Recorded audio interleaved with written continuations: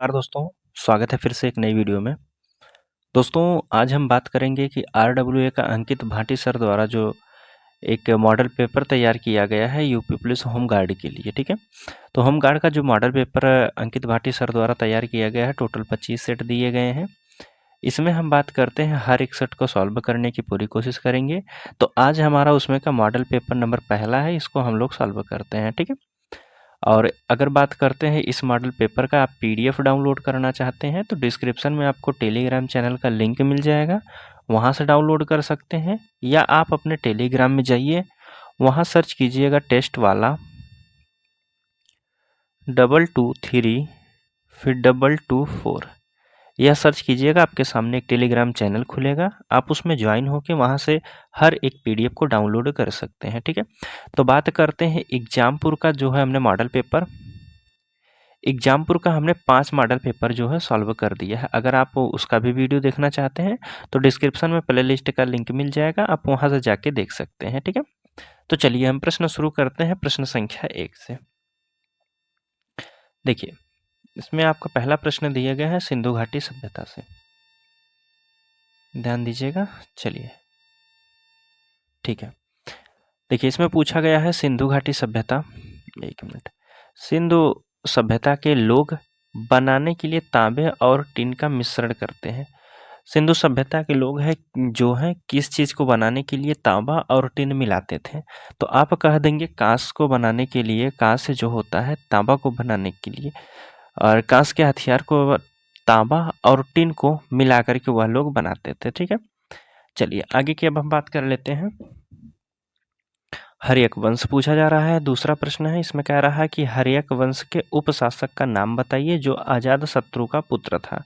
अजातशत्रु का पुत्र कौन था दोस्तों? ऑप्शन में दिया गया है महानंदीन था, या फिर प्रद्योति था, उदयन था, या फिर दंडीवर्धन था। दंडी नहीं, या नंदीवर्धन था, ठीक है। बताइए, अब कह रहा है कि अजातशत्रु का पुत्र है जिसे पाटलिपुत्र की नींव रखी थी। या तो आप अजातशत्रु का बेटे का नाम बता दीजिए, वही जो है पाटलिपुत्र की नींव रखने वाला है। तो आप कहेंगे पाटलिपुत्र की नींव रखने वाला जो व्यक्ति है उसे उदयन कहते हैं। और उदयन जो है अपने पिता को, अजातशत्रु को हत्या कर दिया था, ठीक है। उसके बाद गद्दी पर बैठता है, इसे पितृहंता भी कहते हैं। देखिए, आगे हम बात कर लेते हैं। तो अगला प्रश्न है तीसरा, आपसे पूछा गया है ब्राह्मणों पर जजिया कर सर्वप्रथम किसने लगाया था। ब्राह्मणों पर जजिया कर लगाने वाला कौन व्यक्ति है? मोहम्मद बिन तुगलक है, अलाउद्दीन खिलजी है, फिरोज शाह तुगलक है, या फिर गयासुद्दीन तुगलक है। तो ब्राह्मणों पर सबसे पहले जजिया कर लगाने वाला जो व्यक्ति है यह फिरोज शाह तुगलक है, जो कि ऑप्शन आपके सी वाले में दिखाई दे रहा है, ठीक है। चलिए आगे की अब हम बात कर लेते हैं। अब इसमें पूछा गया है प्लासी का युद्ध कब लड़ा गया था? 1755 में, 1757 में, 1760 में, या फिर 1764 में। देखिए, प्लासी का युद्ध और बक्सर का युद्ध दोनों में कंफ्यूजन होता है आपको, तो हमसे पूछा गया है प्लासी का युद्ध। तो प्लासी का युद्ध आप कहेंगे 1757 में लड़ा गया था, ठीक है। बक्सर का युद्ध क्या कहेंगे? तो आप कहेंगे 1764 में लड़ा गया था, ठीक है। बक्सर का युद्ध कब लड़ा गया था? तो आप कहेंगे 1764 ईस्वी में लड़ा गया था, ठीक है। चलिए आगे की हम बात कर लेते हैं। जलियांवाला बाग हत्याकांड की जानकारी मिलने पर किसने अपनी नाइटहुड की उपाधि को त्याग दिए थे? नाइटहुड की उपाधि त्याग करने वाले कौन व्यक्ति हैं? रविंद्रनाथ टैगोर हैं, लाला लाजपत राय जी हैं, महात्मा गांधी जी हैं, या सुभाष चंद्र बोस जी हैं। तो जलियांवाला बाग हत्याकांड हुआ था, उसके बाद अपनी नाइटहुड की उपाधि त्यागने वाले जो व्यक्ति हैं यह रविंद्रनाथ टैगोर जी हैं, ठीक है। चलिए, और जलियांवाला बाग हत्याकांड आपका कब हुआ था? तो आप कहेंगे 1919 में हुआ था, ठीक है। अप्रैल 1919 में जलियांवाला बाग हत्याकांड हुआ था। आगे पूछा गया है सिंधु नदी भारत में कहाँ से प्रवेश करती है? सिंधु नदी है भारत में प्रवेश करती है, कहाँ से प्रवेश करती है? लद्दाख से, गिलगित से, या यह भारत में नहीं बहती, ये तो गलत हो जाएगा, या कश्मीर में। बताइए 6 में का प्रश्न क्या हो जाएगा? तो आप कहेंगे सिंधु नदी जो है भारत में प्रवेश करती है लद्दाख से, ठीक है, लद्दाख से प्रवेश करती है। चलिए, सिंधु नदी की अगर हम बात करते हैं तो इसकी लंबाई टोटल कितनी है? तो यह भी पूछा जा सकता है, 2880 होता है इसकी लंबाई, ठीक है। और गंगा नदी की बात कर लेते हैं, तो गंगा नदी की लंबाई क्या होती है? तो आप कहेंगे 2525 होती है, 2525 होती है, ठीक है, यह गंगा नदी की है और यह आपकी सिंधु नदी की है। लेकिन अगर भारत में पूछेगा तो भारत में जो है 1114 किलोमीटर प्रवाहित होती है सिंधु नदी। ठीक है, वैसे टोटल लंबाई की बात करते हैं तो 2880 हो जाता है। चलिए आगे की हम बात कर लेते हैं। अगला प्रश्न है, निम्नलिखित में से कौन सी मीठे पानी की झील नहीं है? देखिएगा, मीठे पानी की झील नहीं है, लोकटक है, सांभर है, या फिर बड़ा पानी है, भीमताल है। हमसे पूछा गया है मीठे पानी की झील नहीं है। मीठे पानी झील नहीं है तो आप कहेंगे सांभर झील है जो है यह मीठे पानी की झील नहीं है।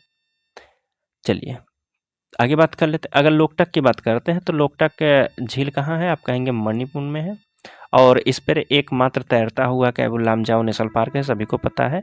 वेम्बनाड झील की बात करते हैं। वेम्बनाड अगर आपसे पूछेगा तो आप कहेंगे केरल राज्य में स्थित हो जाएगा। ठीक है, चलिए आगे क्या हम बात कर लेते हैं। 8वां प्रश्न आपके सामने देखिए। 8वां प्रश्न पूछा गया है कि भारत के किस भाग में भारत एशिया के किस भाग में स्थित है? उत्तर एशिया है, दक्षिण एशिया है, या पूर्वी एशिया है, या फिर पश्चिम में एशिया है? भारत एशिया के किस भाग में स्थित है? तो भारत आप कहेंगे एशिया के दक्षिण में स्थित है। ठीक है, एशिया के दक्षिण भाग में स्थित है। ऑप्शन बी वाला यहाँ बिल्कुल सही हो जाएगा। 9 नंबर के प्रश्न में कह रहा है निम्नलिखित में से कौन सा पर्वत श्रृंखला दक्षिण अमेरिका में स्थित है? दक्षिण अमेरिका में कौन सा पर्वत स्थित है? रॉकी पर्वत है, ग्रेट डिवाइडिंग है, आल्प्स पर्वत है, या फिर एंडीज पर्वत है? तो देखिए अगर हम बात करते हैं तो अमेरिका में कौन सा पर्वत हो जाएगा? दक्षिणी अमेरिका की बात कर रहा है तो दक्षिणी अमेरिका में एंडीज पर्वत है, जो कि ऑप्शन आपके सी वाले में दिया गया है। 10 नंबर का प्रश्न है निम्नलिखित में से कौन सा ऊर्जा का एकमात्र पारंपरिक स्रोत है? ऊर्जा का एकमात्र पारंपरिक स्रोत है, कोयला है, ज्वारीय है, या फिर भूतापीय है, सौर्य है? देखिए ऊर्जा का एकमात्र अगर पारंपरिक स्रोत की बात करते हैं तो यह आपका कौन सा हो जाएगा? कोयला है। कोयला एकमात्र ऊर्जा का पारंपरिक स्रोत है। कह रहा मूल संविधान में अनुसूचियां कितनी हैं? बताइए, मूल संविधान में अनुसूचियां कितनी हैं? तो टोटल अनुसूचियों की अगर हम बात करते हैं तो टोटल अनुसूचियां हैं, आप कहेंगे 8 अनुसूचियां हैं। ठीक है, जो कि ऑप्शन आपके डी वाले में दी गई है। चलिए एक बात ध्यान दीजिएगा, यहाँ मूल संविधान की पूछा गया है तो मूल संविधान में कितनी थी? तो 8 अनुसूचियां। अगर वर्तमान में पूछेगा तो आप कहेंगे वर्तमान समय में 12 है। वर्तमान समय में अनुसूचियां कितनी हैं? तो आप कहेंगे 12 हो जाएगा, लेकिन हमसे पूछा गया था मूल संविधान में। चलिए अगला प्रश्न आपसे पूछा जा रहा है कि 1919 में अधिनियमित किस अधिनियम के द्वारा ब्रिटिश भारत के प्रांतों को द्वैध शासन प्रणाली का आरंभ हुआ था? द्वैध शासन प्रणाली का आरंभ हुआ था किस अधिनियम के तहत? तो भारत सरकार अधिनियम, वर्नाकुलर प्रेस अधिनियम, रॉलेट एक्ट हो जाएगा, या भारतीय परिषद अधिनियम के तहत? 1919 में कौन सा अधिनियम आया था? तो 1919 में आपका आया था भारत सरकार अधिनियम आया था। ठीक है, इसी के तहत द्वैध शासन प्रणाली का शुभारंभ हुआ था। ठीक है, चलिए भारत का महान्यायवादी को कानूनी सलाहकार प्रदान करता है। महान्यायवादी, भारत का महान्यायवादी किसको जो है अपनी कानूनी सहायता प्रदान करता है? राज्यपाल को देता है, या फिर राज्य के मुख्यमंत्री को, भारत के मुख्य न्यायाधीश को, या फिर संघ सरकार को? भारत का जो अटॉर्नी जनरल होता है वह अपनी जो कानूनी सहायता है भारत संघ को देता है। ठीक है, भारत सरकार को या फिर संघ सरकार को कानूनी सहायता प्रदान करता है। अगला पूछा गया है कि भारतीय संविधान का कौन सा अनुच्छेद मानव तस्करी को या फिर जबरन श्रम को प्रतिबंधित करता है? किस अनुच्छेद में बताया गया है कि आप मानव की तस्करी नहीं कर सकते हैं और जबरन श्रम नहीं करवा सकते हैं, किसी को जबरदस्ती काम नहीं करवा सकते हैं? तो यह आपका अनुच्छेद जो हो जाएगा अनुच्छेद 23 बताता है। ठीक है, चलिए अब आगे की हम बात कर लेते हैं। 14 प्रश्न हो गए हैं। 15 नंबर का प्रश्न देखिए। ठीक है, इसमें आपसे पूछा जा रहा है कि किस राज्य की विधानसभा को भंग करने की शक्ति किसके पास है? किसी राज्य की विधानसभा को भंग करने की शक्ति किसके पास होती है? सभी को पता है, तो यह कहेंगे आप राज्य के राज्यपाल की होती है शक्ति। विधानसभा को भंग करने के लिए राज्यपाल की जरूरत होती है। भारतीय अर्थव्यवस्था को मुख्य रूप से किस श्रेणी में रखा जाता है? भारत की अर्थव्यवस्था कैसी है? तो आप कहेंगे भारत की अर्थव्यवस्था जो है मिश्रित अर्थव्यवस्था है। ना तो पूंजीवादी है ना समाजवादी है, तो आप कहेंगे यह मिश्रित अर्थव्यवस्था है। चलिए, राष्ट्रीय आय से क्या तात्पर्य है? नेशनल इनकम से क्या तात्पर्य है? तो एक वर्ष में सरकार द्वारा प्राप्त कुल आय है, या एक वित्तीय वर्ष में देश में उत्पादित सभी अंतिम वस्तुओं और सेवाओं का मौद्रिक मूल्य है, या फिर देश में केवल बड़े उद्योग द्वारा की गई कमाई है, या देश के सभी नागरिकों की बैंक में जमा राशि है। तो नेशनल इनकम की बात कर रहा है, तो नेशनल इनकम में क्या होता है? तो आप कहेंगे एक वित्तीय वर्ष में देश में जितने भी उत्पादित सभी वस्तु हैं उसका अंतिम मूल्य और सेवाओं का मौद्रिक मूल्य शामिल होता है, उसे कहते हैं राष्ट्रीय आय। अगला प्रश्न है, आपसे पूछा जा रहा है कि किसी देश के आर्थिक विकास और जीवन स्तर कह रहा है कि किसी देश के आर्थिक विकास और जीवन स्तर का सबसे उपयुक्त सांकेतिक किसे माना जाता है? आर्थिक विकास और जीवन का स्तर सबसे उपयुक्त जो है सांकेतिक किसे माना जाता है? राष्ट्रीय आय में वृद्धि होना, या फिर प्रति व्यक्ति वास्तविक आय, विदेश की मुद्रा में भंडार, या फिर औद्योगिक उत्पादन। अगर देखिए जीवन स्तर को सुधारना है किसी राष्ट्र का या फिर किसी देश की बात करते हैं, तो वह सबसे पहले आपका जो हो जाएगा यह होता है प्रति व्यक्ति वास्तविक आय में वृद्धि करना होता है। चलिए आगे की हम बात कर लेते हैं। 19 नंबर के प्रश्न में, भारत का सबसे प्राचीन सबसे बड़ा कृषि आधारित उद्योग कौन सा है? भारत का सबसे प्राचीन और सबसे बड़ा कृषि आधारित उद्योग कौन सा हो जाएगा? तो कृषि आधारित जो उद्योग हो जाएगा सबसे बड़ा सूती वस्त्र उद्योग होता है, सबसे प्राचीन है और सबसे बड़ा है। कह रहा है कि भारतीय आरबीआई की स्थापना कब हुई थी? भारतीय आरबीआई की स्थापना कब हुई थी? तो सभी को पता है 1935 में हुआ था, 1 अप्रैल 1935 में, 1 अप्रैल 1935 में। ठीक है, चलिए आगे की बात करते हैं। तो पास्कल निम्नलिखित में से किसकी इकाई है? पास्कल किसकी इकाई होती है? तो आप कहेंगे पास्कल जो है दाब की इकाई होती है। चलिए आगे की हम बात करते हैं। अब हमसे पूछा जा रहा है कि वाहनों के पीछे का दृश्य देखने के लिए किस दर्पण का उपयोग किया जाता है? कौन सा शीशा या कांच लगाया जाता है? आप कहेंगे कौन सा दर्पण लगाया जाता है? समतल दर्पण लगाया जाता है, या फिर अवतल दर्पण होता है, उत्तल दर्पण, या इनमें से कोई नहीं? देखिए वाहनों में अगर बात करते हैं, गाड़ी में जो दर्पण लगाया जाता है यह उत्तल दर्पण होता है, जो कि ऑप्शन आपके सी वाले में दिया है। कह रहा है चींटी के डंक में कौन सा अम्ल पाया जाता है? चींटी के डंक में कौन सा अम्ल पाया जाता है? अगर अम्ल की बात करते हैं तो चींटी के डंक में जो पाया जाता है यह आपका पाया जाता है मेथेनाइक अम्ल पाया जाता है, मेथेनाइक अम्ल। ठीक है, तो ऑप्शन सी वाला यहाँ सही होता है। कह रहा है लोहे पर जंग लगने से बचाने के लिए उस पर जस्ते की परत चढ़ाने की प्रक्रिया क्या कहलाती है? लोहे पर जंग लगने से बचाने के लिए उस पर जस्ते की प्रक्रिया चढ़ाई जाती है, जस्ते की एक परत चढ़ाई जाती है, और उस परत को क्या कहा जाता है? तो आप कहेंगे जब लोहे पर एक जस्ते की परत चढ़ा दी जाती है तो उसे कहा जाता है यसद लेपन कहते हैं। क्या कहते हैं? यसद लेपन। अगला कह रहा है कि ब्लीचिंग पाउडर का चूर्ण का रासायनिक सूत्र क्या होता है? अच्छा, कह रहा है ब्लीचिंग पाउडर विरंजक चूर्ण का सही रासायनिक सूत्र बताना है। तो आप कहेंगे इसका सही रासायनिक सूत्र होता है कैल्शियम ऑक्सीक्लोराइड होता है, कैल्शियम ऑक्सीक्लोराइड। तो ऑप्शन आपके सी वाले में दिया है। ठीक है, चलिए आगे की हम बात करते हैं। तो इसमें हमसे पूछा गया है मानव में रक्त का थक्का बनाने के लिए कौन सा विटामिन सहायता देता है? मानव में रक्त को थक्का में जमा देता है तो वह कौन सा विटामिन होता है? तो आप कहेंगे विटामिन के का काम है। विटामिन के जो है रक्त को थक्के में बदल देता है। चलिए आगे बात कर लेते हैं। अगला प्रश्न है, थोड़ा सा ब्लर है, इस पे आप ध्यान दीजिएगा। निम्नलिखित में से किस भारतीय राज्य में काली मिर्च और इलायची दोनों का उत्पादन है? भारत का कौन सा राज्य है जहां काली मिर्च और इलायची उत्पादन होती है? तो आप कहेंगे काली मिर्च और इलायची के उत्पादन की अगर हम बात करते हैं तो सबसे ज़्यादा मसालों का व्यापार करता है केरल राज्य।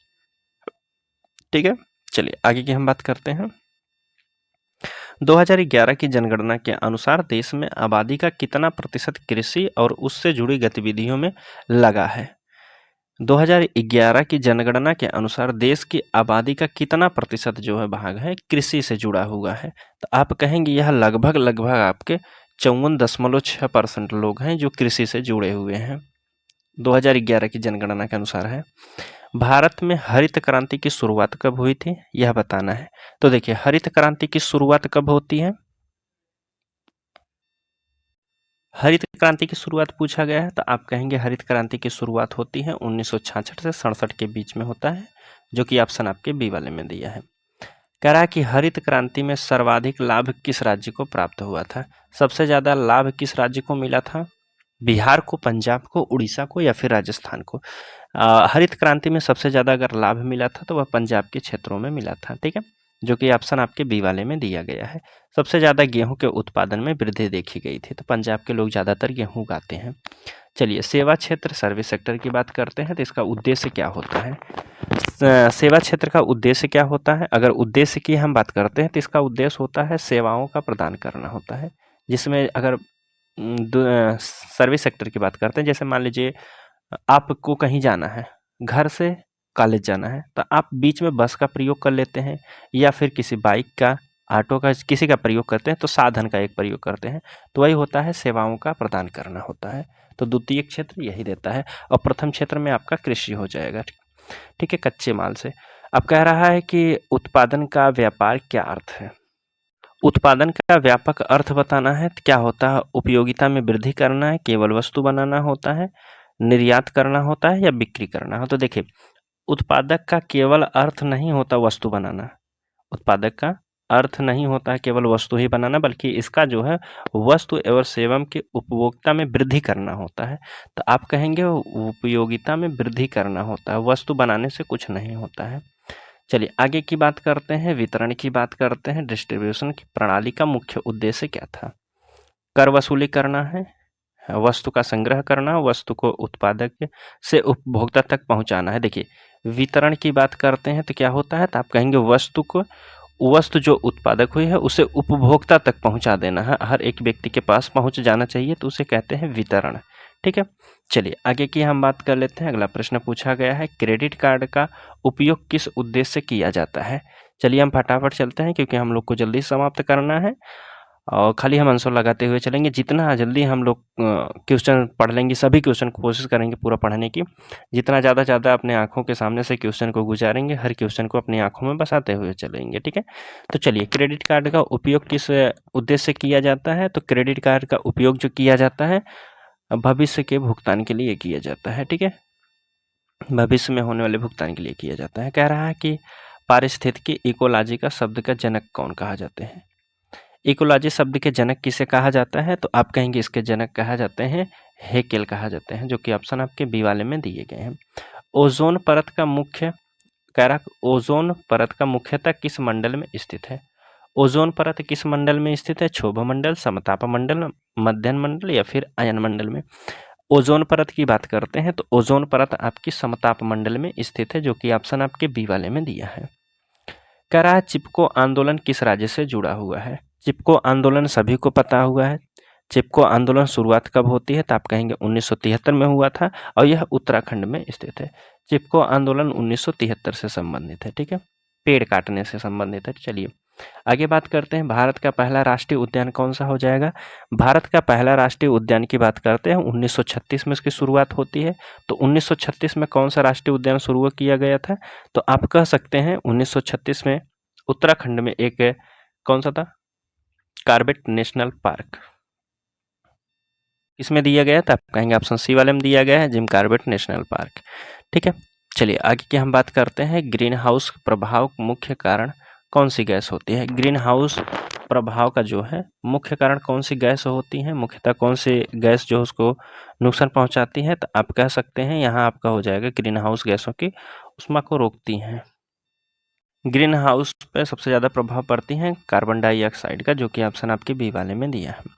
40 नंबर का प्रश्न है, उत्तर प्रदेश का एकमात्र शास्त्रीय नृत्य कौन है? उत्तर प्रदेश का सभी को पता हो जाएगा, कथक है, ठीक है। कुचिपुड़ी की बात करते हैं तो आंध्र प्रदेश का है। उड़ीसा उड़ीसी का है। भरतनाट्यम किसका है?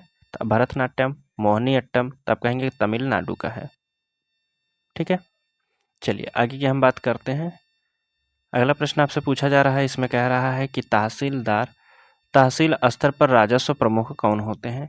तहसील स्तर पर सबसे बड़े अधिकारी कौन से होते हैं? तो आप कहेंगे तहसील स्तर, एक मिनट, हमने कितना प्रश्न यहाँ सॉल्व किया था? अच्छा 40 तो इधर दिया है, एक मिनट, तभी तो हम कहे इतना जल्दी 54 कैसे हो गया। देखिए इधर, चलिए इसमें कह रहा है कि भारत भारतीय सम्मान उत्तर प्रदेश के किस संस्था द्वारा प्रदान किया जाता है। भारत भारती जो पुरस्कार है यह किस संस्था द्वारा दिया जाता है, तो आप कहेंगे उत्तर प्रदेश के हिंदी संस्था द्वारा यह दिया जाता है। ठीक है, चलिए आगे की अब हम बात करते हैं। तो कह रहा है कि प्रसिद्ध चरकुला लोक नृत्य का संबंध उत्तर प्रदेश के किस क्षेत्र है। चरकुला नृत्य कहाँ मनाया जाता है उत्तर प्रदेश में, तो आप कहेंगे यह ब्रज भूमि में मनाया जाता है, ब्रज के क्षेत्रों में। चलिए आगे की बात करते हैं। यश भारती पुरस्कार किस राज्य सरकार द्वारा कला और संस्कृति के क्षेत्र में दिया जाता है।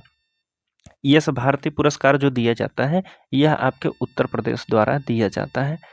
अगला प्रश्न है कि भारतेंदु नाट्य अकादमी कहाँ स्थित है। भारतेंदु नाट्य अकादमी कहाँ स्थित है, वाराणसी में, प्रयागराज, लखनऊ या फिर आगरा में। भारतेंदु नाट्य अकादमी की अगर हम बात करते हैं तो यह शुरुआत आपकी कहाँ स्थित है, तो यह आपके लखनऊ में स्थित है, जो कि ऑप्शन आपके सी वाले में दिया है। कह रहा है कि उत्तर प्रदेश में वैश्विक शिक्षा परिषद की स्थापना किस वर्ष की गई थी। वैश्विक शिक्षा परिषद की स्थापना कब की गई थी, तो आप कह सकते हैं 25 जुलाई 1972 में किया गया था, जो कि ऑप्शन आपके बी वाले में दिया गया है। ठीक है, चलिए आगे की हम बात करते हैं। उत्तर प्रदेश का सबसे पुराना विश्वविद्यालय कौन सा है।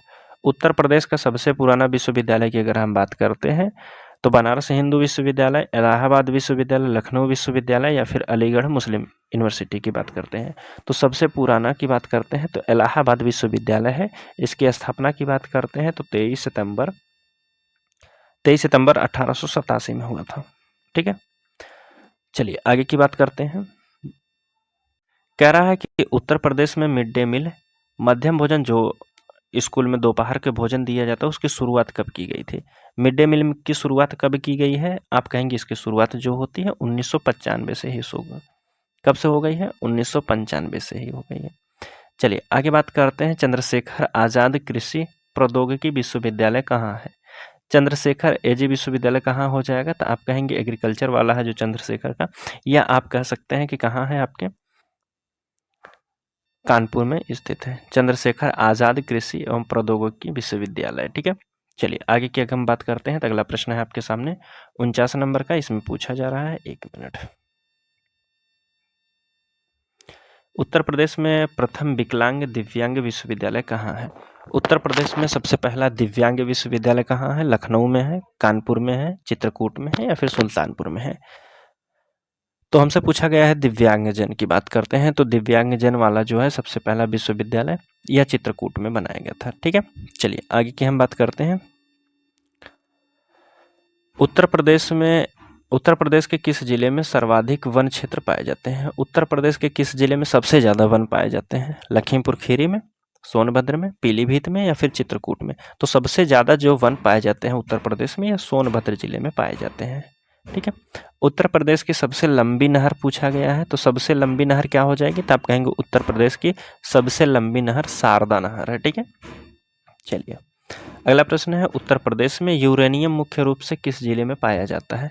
उत्तर प्रदेश में यूरेनियम कहाँ पाया जाता है, तो यूरेनियम के देखिए झांसी, मिर्जापुर, ललितपुर, हमीरपुर। तो यूरेनियम के लिए सबसे ज़्यादा यूरेनियम जो पाया जाता है यह ललितपुर में पाया जाता है। ऑप्शन सी वाला यहाँ बिल्कुल सही हो जाएगा। ठीक है, चलिए आगे की बात करते हैं। 53 नंबर का प्रश्न है, इसमें पूछा गया है जिले का मुख्य राजस्व अधिकारी कौन सा होता है। जिले का मुख्य राजस्व अधिकारी कौन होता है, तो आप कह सकते हैं राजस्व अधिकारी जो होते हैं या जिला अधिकारी को कहा जाता है, डीएम को कहते हैं। ठीक है, चलिए 53 के बाद अब देखिए 54 नंबर का प्रश्न है, यहाँ हम पहुँचते हैं। अब हमसे पूछा गया है तहसील स्तर पर राजस्व प्रमुख अधिकारी कौन होता है। तहसील स्तर पर पूछ लिया गया है, अभी हमने जिला स्तर पर पूछा था।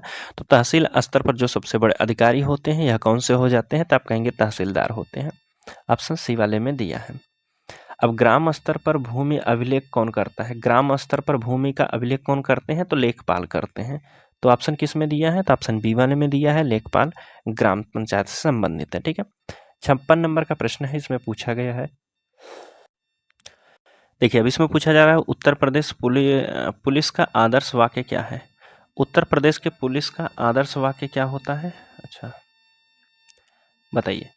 तो उत्तर प्रदेश का पुलिस का आदर्श वाक्य की अगर हम बात करते हैं तो यह आपका क्या हो जाएगा, सुरक्षा आपकी संकल्प हमारा, सुरक्षा आपकी संकल्प हमारा है, यह उसका आदर्श वाक्य होता है। चलिए आपसे पूछा गया उत्तर प्रदेश में होमगार्ड विभाग की स्थापना कब हुई थी। उत्तर प्रदेश में होमगार्ड विभाग की स्थापना कब से हुई थी, तो आप कह सकते हैं इसकी शुरुआत जो हो गई थी 1962 में हुआ था।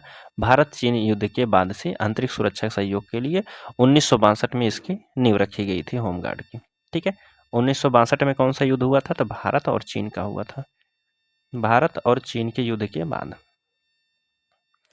इसी के बाद जो है आंतरिक सुरक्षा के लिए होमगार्ड की स्थापना की गई थी। उत्तर प्रदेश में पुलिस का मुख्यालय वर्तमान में कहाँ स्थित है। उत्तर प्रदेश पुलिस का मुख्यालय वर्तमान में कहाँ स्थित है, प्रयागराज, कानपुर, लखनऊ या फिर नोएडा में। उत्तर प्रदेश पुलिस का मुख्यालय की बात करते हैं तो यह आपके किस शहर में स्थित है, लखनऊ में स्थित है।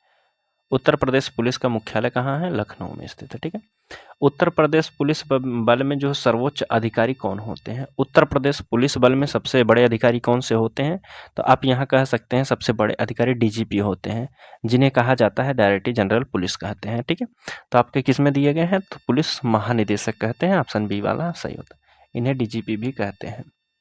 ठीक है, चलिए आगे की बात करते हैं। उत्तर प्रदेश में कुल कितने पुलिस जोन हैं। उत्तर प्रदेश को कुल कितने पुलिस जोन में बांटा गया है, तो आप कह सकते हैं इसे बांटा गया है टोटल कुल 8 पुलिस जोन में बांटा गया है, जो कि ऑप्शन आपके पहले वाले में ही दिया गया है। चलिए 61 नंबर का प्रश्न हम देखते हैं। इसमें आपसे पूछा गया है कि उत्तर प्रदेश में पुलिस रेंज की कुल संख्या कितनी है। पुलिस रेंज की अगर पूछेगा तो पुलिस रेंज की कुल संख्या कितनी हो जाएगी, तब कहेंगे 18 हो जाएगी। और पुलिस जोन की बात करेगा तो 8 हो जाएगी, पुलिस रेंज की बात करेगा तो 18 हो जाएगी। ठीक है, चलिए आगे की बात करते हैं। उत्तर प्रदेश के किन शहरों में पुलिस कमिश्नरी प्रणाली लागू है। उत्तर प्रदेश के किस शहर में जो है पुलिस कमिश्नरी प्रणाली लागू है, तो आप कहेंगे यह लागू जो हो जाएगी लखनऊ में भी है, कानपुर में है, बनारस में भी है, गौतम बुद्ध नगर में है, गाजियाबाद में, आगरा और प्रयागराज में भी स्थित है। पुलिस कमिश्नरी प्रणाली लागू है। चलिए 62 के बाद 63 नंबर का प्रश्न है, उत्तर प्रदेश होमगार्ड का प्रमुख कौन होता है। उत्तर प्रदेश होमगार्ड का प्रमुख व्यक्ति कौन होता है, तो आप कहेंगे इसके प्रमुख होते हैं महानिदेशक होमगार्ड। कौन होते हैं, महानिदेशक होमगार्ड्स के। ऑप्शन बी वाला ऐसा ही होता है। अगला प्रश्न है, आंतरिक सुरक्षा का मुख्य उद्देश्य क्या होता है। आंतरिक सुरक्षा का मुख्य उद्देश्य क्या होता है, तो आप कहेंगे इसका मुख्य उद्देश्य की अगर हम बात करते हैं तो देश के अंतर शांति और कानून व्यवस्था बनाए रखना इसका उद्देश्य होता है। इसीलिए जो है 1962 में जब भारत और पाक का युद्ध हुआ था उसी के तहत जो है इसकी स्थापना होती है होमगार्ड की, तो वहीं से शुरुआत होती है इसकी। चलिए हमसे पूछा गया है आतंकवाद का प्रमुख उद्देश्य क्या होता है। आतंकवाद क्या होता है, तो आतंकवाद जो है भय बनाना और अस्थिरता फैलाना, तो समाज में भय बनाना और अस्थिरता फैलाना, जो कि ऑप्शन आपके पहले वाले में ही दिया है। 66 नंबर का प्रश्न है, आपसे पूछा जा रहा है इसमें, तो आपसे पूछा गया है भारत में आतंकवाद की जांच के लिए कौन सी एजेंसी बनाई गई है। आतंकवाद की जांच करने के लिए कौन सी एजेंसी है, तो यह आपकी एनआईए है। कौन है, एनआईए, नेशनल इन्वेस्टिगेशन एजेंसी है जाएगा। भारत में मानवाधिकार संरक्षण अधिनियम किस वर्ष लागू हुआ था। भारत में मानवाधिकार संरक्षण अधिनियम कब लागू हुआ था, तो आप कहेंगे 1993 में लागू हुआ था। ठीक है, तो 28 सितंबर 1993 में लागू हुआ था। चलिए 68 नंबर का प्रश्न है, इधर देखते हैं हम। इसमें पूछा जा रहा है मानवाधिकार संरक्षण संशोधन अधिनियम 2019 के अनुसार राष्ट्रीय मानवाधिकार आयोग एनएचआरसी की बात करते हैं तो अध्यक्ष का कार्यकाल कितना होता है। एनएचआरसी के नेशनल ह्यूमन राइट कमीशन के अध्यक्ष का कार्यकाल कितने वर्ष का होता है, तो आप कहेंगे इनका वर्ष होता है 3 वर्ष और 70 वर्ष की आयु तक होते हैं।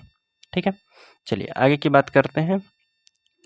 पूछा जा रहा है कि राष्ट्रीय मानवाधिकार आयोग के अध्यक्ष और सदस्यों की नियुक्ति के लिए गठित समिति का अध्यक्ष कौन होता है। राष्ट्रीय मानवाधिकार के अध्यक्ष हो या उनके सदस्य की नियुक्ति करने के लिए गठित समिति का अध्यक्ष कौन होते हैं, तो आप कहेंगे उसके अध्यक्ष होते हैं प्रधानमंत्री होते हैं। ऑप्शन सी वाले में दिया है। चलिए आपसे पूछा गया है यूएनओ की स्थापना कब हुई थी। संयुक्त राष्ट्र संघ की स्थापना कब होती है? तो आप कहेंगे इसकी स्थापना हुई थी 24 अक्टूबर 1945 में। 24 अक्टूबर 1945 ऑप्शन बी वाले में दिया है। चलिए, कह रहा है कि ICJ के मुख्यालय कहाँ है? अंतर्राष्ट्रीय न्यायालय के मुख्यालय कहाँ है? तो आप कहेंगे अंतर्राष्ट्रीय न्यायालय की अगर हम बात करते हैं तो इसका मुख्यालय द हेग में हो जाएगा। ठीक है, नीदरलैंड की राजधानी द हेग में, नीदरलैंड।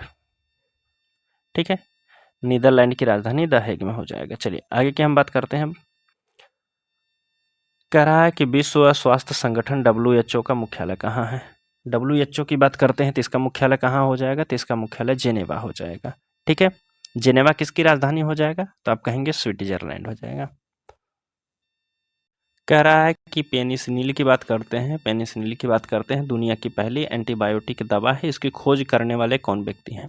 किसने खोजा था? इसकी खोज करने वाले व्यक्ति हैं तो आप कहेंगे अलेक्जेंडर फ्लेमिंग थे, अलेक्जेंडर फ्लेमिंग। चलिए आगे की बात करते हैं। भारत में राष्ट्रीय विज्ञान दिवस किस तारीख को मनाया जाता है? भारत में राष्ट्रीय विज्ञान दिवस की अगर हम बात करते हैं तो यह कब मनाया जाता है? तो आप कहेंगे भारत में राष्ट्रीय विज्ञान दिवस जो मनाया जाता है 28 फरवरी को मनाया जाता है। अगला प्रश्न है कि शिक्षक दिवस किसकी याद में मनाया जाता है? शिक्षक दिवस की बात करते हैं तो किसकी याद में मनाया जाता है? तो आप कहेंगे डॉक्टर सर्वपल्ली राधाकृष्णन की याद में मनाया जाता है। कब मनाया जाता है? तो आप कहेंगे 5 सितंबर को मनाया जाता है। ठीक है, चलिए कह रहा है कि डिस्कवरी ऑफ इंडिया पुस्तक के लेखक कौन हो जाएंगे? डिस्कवरी ऑफ इंडिया पुस्तक के लेखक कौन है? तो आप कहेंगे पंडित जवाहरलाल नेहरू हो जाएंगे। अगला प्रश्न है, कह रहा है कि पंचतंत्र के रचयिता कौन है? पंचतंत्र के रचयिता कौन हो जाएंगे? तो पंचतंत्र के रचयिता की बात करते हैं तो विष्णु शर्मा हो जाएंगे, पहले वाले ऑप्शन में दिया है। निम्नलिखित में से कौन सा रामचरितमानस के रचयिता है? रामचरितमानस के रचयिता कौन हो जाएंगे? तो रामचरितमानस के रचयिता सभी को पता है, गोस्वामी तुलसीदास जी हैं। अगला प्रश्न है कि यूट्यूब का उपयोग मुख्यतः किसके लिए किया जाता है? यूट्यूब का प्रयोग आप किसके लिए करते हैं? तो आप कहेंगे यूट्यूब का उपयोग होता है वीडियो साझा करने के लिए होता है। ठीक है, ऑप्शन पहला वाला सही हो जाएगा। अगर भी इसकी बात करते हैं यूट्यूब की शुरुआत कब होती है? तो 2005 से शुरू होता है। चलिए अगला प्रश्न है, इसमें निम्नलिखित में से कौन आपको स्पैम से नहीं बचाता है? स्पैम से नहीं बचाता है? फिल्टर, पॉपअप ब्लॉकर, ईमेल नियम या फिर स्पैम ब्लॉकर? देखिए स्पैम से अगर बताते हैं बचाने के लिए तो फिल्टर भी बचाता है, ईमेल नियम भी बचाता है, स्पैम ब्लॉकर भी बचाता है, लेकिन पॉपअप ब्लॉकर की बात करते हैं तो यह आपको स्पैम से नहीं बचाता। तो हमसे नहीं वाला पूछा गया था तो आप कहेंगे बी वाला सही होगा। 81 नंबर का प्रश्न है, इसमें देखिए आपसे पूछा जा रहा है, कंप्यूटर से रिलेटेड है। यह कह रहा है कि निम्नलिखित में से कौन सोशल मीडिया प्लेटफॉर्म पेशेवर नेटवर्किंग और नौकरी तलाशने के लिए सबसे उपयुक्त है? नौकरी तलाशने के लिए कौन सा सबसे उपयुक्त है बताना है। देखिए, क्या इंस्टाग्राम पे आपको नौकरी मिल सकती है? तो आप कहेंगे नहीं। फेसबुक पे मिल सकती है? नहीं। स्नैपचैट पे? तो यह भी नहीं होगा। कौन सा हो जाएगा? लिंक्डइन होता है। ठीक है, ऑप्शन सी वाला यहाँ बिल्कुल सही हो जाएगा। और इसकी शुरुआत की बात करते हैं तो यह 2003 में शुरू हुआ था। ठीक है, चलिए आगे की बात करते हैं। समान काम करने के लिए समान वेतन का प्रावधान किस अनुच्छेद में बताया गया है? किस अनुच्छेद में बताया गया है कि चाहे महिला हो या पुरुष हो, समान काम कर रहे हैं तो उनको समान वेतन दिया जाएगा। ठीक है, अनुच्छेद 39D है, अनुच्छेद 15 है, अनुच्छेद 23 है या फिर 42 में बताया गया है। तो समान काम के लिए समान वेतन की अगर हम बात करते हैं तो यह चर्चा की गई है आपके अनुच्छेद 39 के डी में बताया गया है। ठीक है, अनुच्छेद 39 के डी में बताया गया है। चलिए आगे की बात करते हैं। तो कह रहा है बेटी बचाओ बेटी पढ़ाओ अभियान कब शुरू किया गया था? 22 जनवरी 2014 में, 22 जनवरी 2015 में, 8 मार्च 2015, 15 अगस्त 2015 में। देखिए, बेटी बचाओ और बेटी पढ़ाओ का जो अभियान शुरू किया गया था 22 जनवरी 2015 से शुरू किया गया था। ठीक है, चलिए आगे की अब हम बात कर लेते हैं। अगला प्रश्न है, कह रहा है यूपी महिला पावर लाइन नंबर क्या है? यूपी महिला पावर लाइन नंबर क्या है? 100 नंबर है? नहीं हो जाएगा। 1090 है? 181 नहीं हो जाएगा। 112 भी नहीं हो जाएगा। महिला पावर नंबर कितना हो जाएगा? 1090 होता है। ठीक है, चलिए आगे की बात करते हैं। भूकंप की तीव्रता मापने वाले यंत्र को क्या कहा जाता है? जिससे भूकंप मापा जाता है उसे क्या कहते हैं? बैरोमीटर कहते हैं, सिस्मोग्राफ, हाइड्रोमीटर, पॉलीग्राफ। तो भूकंप की तीव्रता मापने वाले यंत्र को कहा जाता है, आप कहेंगे यहाँ सिस्मोग्राफ कहा जाता है। ठीक है, तो ऑप्शन क्या हो जाएगा, यहाँ आपका बी वाला बिल्कुल सही हो जाएगा। चलिए आगे की बात करते हैं। 86 नंबर का प्रश्न है, कह रहा है तारों का टिमटिमाना जो है किस कारण का उदाहरण है, कह रहा है किस घटना का उदाहरण है। तारों का टिमटिमाना किस घटना का उदाहरण है, प्रकाश का अपवर्तन है, प्रकाश का परावर्तन है, प्रकाश का परिकिरणन है। तारों का टिमटिमाना जो घटना का उदाहरण हो जाएगा, तो यह प्रकाश का अपवर्तन का एक घटना का उदाहरण हो जाएगा। ठीक है, तारों का टिमटिमाना। चलिए आगे की बात करते हैं। कह रहा है कि सोनार का फुल फॉर्म क्या होता है। सोनार का फुल फॉर्म क्या होता है, आप कहेंगे, देखिए सोनार की बात करते हैं तो इसका कहा जाता है साउंड नेविगेशन एंड रेंजिंग होता है। क्या होता है, साउंड नेविगेशन एंड रेंजिंग होता है, बी वाले ऑप्शन में आपको दिया गया है। चलिए अगला प्रश्न है, प्रधानमंत्री किसान सम्मान निधि योजना पीएम किसान योजना के तहत छोटे और सीमांत किसानों को प्रतिवर्ष कितनी वित्तीय सहायता दी जाती है। किसानों को जो पीएम किसान के तहत राशि दी जाती है वह कितना रुपया दी जाती है, 4000, 6000, 8000, 10,000 रुपये दी जाती है। पीएम किसान के तहत जो किसानों को राशि दी जाती है दोस्तों, यह दी जाती है, आप कहेंगे 6000 रुपये दी जाती है। ठीक है, 6000 रुपये दिया जाता है। चलिए आगे की बात करते हैं। प्रधानमंत्री जनधन योजना की बात करते हैं। मुख्य उद्देश्य निम्नलिखित में से क्या था। प्रधानमंत्री जो जनधन योजना थी उसका मुख्य उद्देश्य क्या था। मुफ्त में राशन बांटना, नहीं होगा। सभी परिवारों को बैंक सुविधाओं से जोड़ना था, हाँ यही हो जाएगा। सभी परिवारों को जो है बैंकिंग सुविधाओं से जोड़ना था। किसानों का कर्जा माफ़ करना, यह भी नहीं। बेरोजगारों को भत्ता देना, यह भी नहीं हो जाएगा। देखिए इसमें पूछा गया है कि हाल ही में हुए बदलावों के अनुसार आयुष्मान भारत प्रधानमंत्री जन आरोग्य योजना के तहत किस आयु के वर्ग के सभी बुजुर्गों को मुफ्त में स्वास्थ्य बीमा का कवर दिया गया है। ठीक है, किस योजना वाले व्यक्ति को कहा गया है, तो देखिए इसकी बात करते हैं तो यह 2024 का एक ऐतिहासिक निर्णय लिया गया है। इसमें हम बात करते हैं तो यह 70 वर्ष से अधिक व्यक्ति जो हैं, 70 वर्ष के जो अधिक व्यक्ति हैं उनको जो है, चाहे उनकी आय कुछ भी है, चाहे 10,000 कमाते हों या फिर 5,000, 50,000, 1 लाख जो भी कमाते हो, अगर वह 70 साल से अधिक हैं तो उनको जो है 5 लाख तक के आपको इस योजना के तहत मुफ्त में इलाज कराया जाएगा। ठीक है, तो योजना का नाम क्या है, आयुष्मान प्रधानमंत्री जन आरोग्य योजना के तहत 70 वर्ष से अधिक व्यक्तियों को जो है 5 लाख का मुफ्त इलाज कराया जाएगा। चलिए देखते हैं ऑप्शन में क्या दिया गया है। 90 की बात करते हैं। हाँ, तो इसमें वही पूछा है वर्ष कितने वर्ष से, तो आप कहेंगे 70 वर्ष से अधिक व्यक्तियों को। चलिए आगे पूछा गया है मुख्यमंत्री कन्या सुमंगला योजना का मुख्य उद्देश्य क्या है। मुख्यमंत्री कन्या सुमंगला योजना का अर्थ क्या होता है, इसका उद्देश्य क्या होता है। महिलाओं को रोजगार देना, इसके तहत महिलाओं को रोजगार नहीं दिया जाता है। बालिकाओं के जन्म और शिक्षा के लिए आर्थिक सहायता, हाँ उनको कुछ राशि दी जाती है इस योजना के तहत। कन्या सुमंगला योजना के तहत जो है बालिका जो छोटी बच्चियां होती हैं उनको शिक्षा के लिए आर्थिक सहायता दी जाती है। अगला प्रश्न है कि भारत में पहली बार जनगणना कब हुई थी। 1872 में, 1881 में, 1891 या 1901 में। तो भारत में पहली बार जो जनगणना हुई थी 1872 ईस्वी में हुई थी। तो आप कहेंगे कौन सा ऑप्शन हो जाएगा, ऑप्शन पहला वाला यहाँ बिल्कुल सही हो जाएगा। और कौन शासक है, तो आप कहेंगे मेयो के कार्यकाल में हुई थी। 1872 में मेयो के कार्यकाल में हुई थी। चलिए आगे की बात करते हैं। भारत में नियमित जनगणना की शुरुआत किस वर्ष के समय हुई थी, किस वायसराय के समय में हुई थी। ठीक है, डफरिन था, रिपन था, लिटिन था या फिर कर्जन था। देखिए जो पहली बार जनगणना हुई थी अभी हमने बताया है कितना 1872 में हुई थी, ऊपर दिख रहा है 1872 में हुई थी। लेकिन उसके बाद नियमित जनगणना होने लगी। नियमित जनगणना की शुरुआत जब हुआ था तो उस समय वायसराय कौन था, तो जब से नियमित जनगणना शुरू हो गई है तो इसके समय रिपन के कार्यकाल में हुई थी। ठीक है, रिपन के कार्यकाल में हो गई थी 1881 से।